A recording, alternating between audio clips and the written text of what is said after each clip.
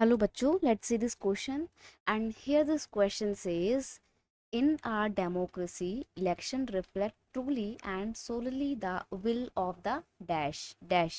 आपसे क्वेश्चन पूछ रहा है कि जो डेमोक्रेटिक कंट्री होती है उस डेमोक्रेटिक कंट्री में जो इलेक्शन होते हैं वो वास्तव में सच्चाई को दिखाते हैं और किसकी इच्छा को दिखाते हैं? पीपल, प्रेस, पार्लियामेंट या फिर पॉलिटिकल पार्टी।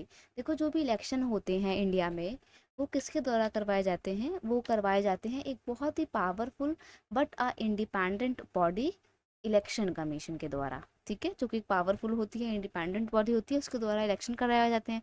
तो जब इलेक्शन फ्री एंड फेयर तरीके से होते हैं, जनता खुद अपनी मर्जी से किसी को भी चुन सकती है, तो वो इलेक्शन किसको किसकी विल को दिखाते हैं? ऑब्वियस सी बात है, पीपल की विल्स को दिखाते हैं, लोगों की इच्छा को दिखाते हैं।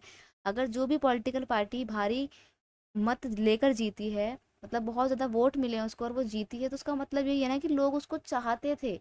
ठीक है, तो लोगों की इच्छा से वो पर्टिकुलर पर्सन या पर्टिकुलर पॉलिटिकल पार्टी जीती है। तो हम कह सकते हैं कि डेमोक्रेसी में जो भी इलेक्शन होते हैं वो ट्रूली क्या रिफ्लेक्ट करते हैं? लोगों की विल को रिफ्लेक्ट करते हैं। ऑप्शन ए आपका यहाँ पर बिल्कुल सही आंसर है। ठीक है, it enjoy the same kind of independence that the judiciary enjoy. कौन? Election commission. अब देखो भारत में इलेक्शन कौन कंडक्ट करवाता है? In India election are conducted by the independent and powerful election commission. ठीक है, इंडिया में इलेक्शन कमीशन ऑफ इंडिया के द्वारा इलेक्शन कंडक्ट करवाए जाते हैं।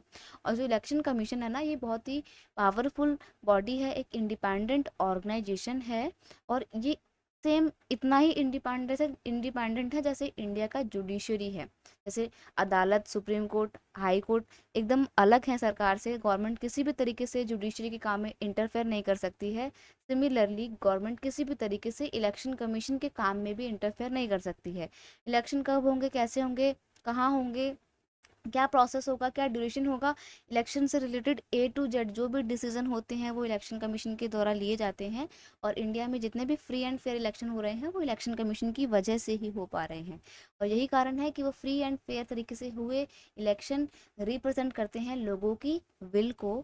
ऑप्शन ए आपका यहाँ पर बिल्कुल सही आंसर है। I hope you understood it very well. Best of luck.